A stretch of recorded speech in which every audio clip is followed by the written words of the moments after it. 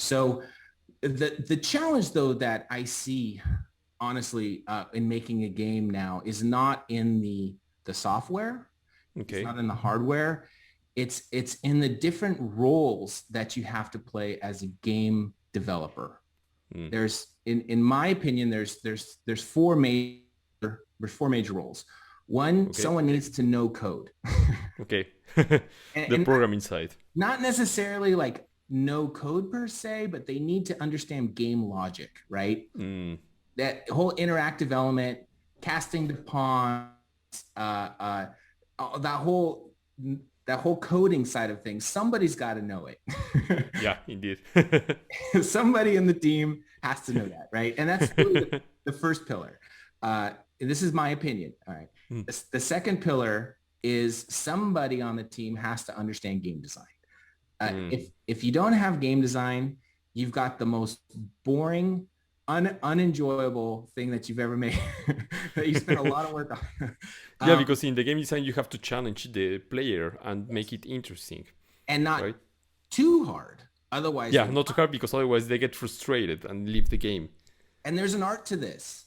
Yeah. There's a philosophy to this. I would call it an entire school of thought, right?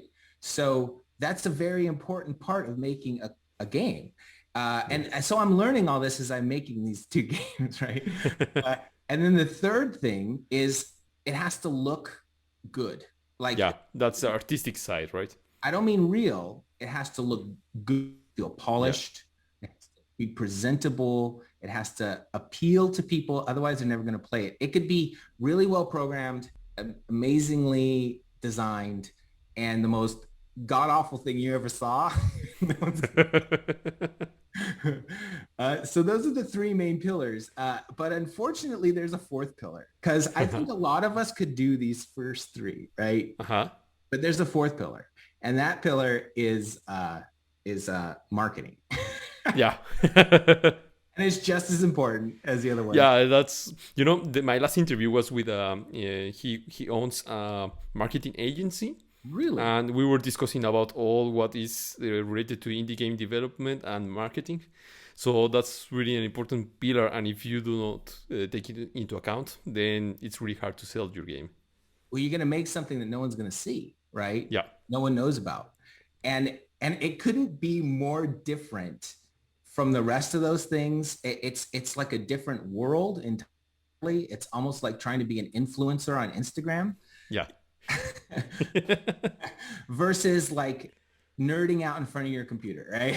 Like totally different things. So in my opinion, if you can capture all four of those pillars, whether with one person, two person, three person, a team of people, I think you've got a really good shot at making a good indie game. That's a really good team to support all what is needed.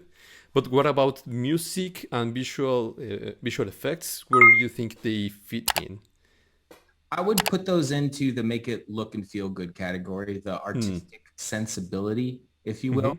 Maybe not saying art per se, but like the visual, because visuals can fall into categories like, does the rocks look good? To did you enjoy the cinematic? To is the sound moving you? Like all the things that sort of give it poetry, visual and audio poetry. I would put that all in the same grouping. In the same category.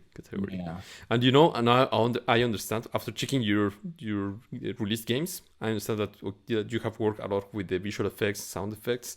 Your games in the visual side and the sound effects, and also the visual side of kind of cinematography. Yeah. It looks amazing. Your games. I think they look amazing. I appreciate that. I worked so hard.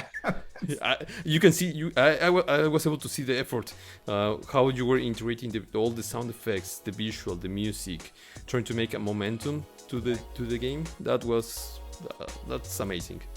Thanks, Paco. I appreciate that.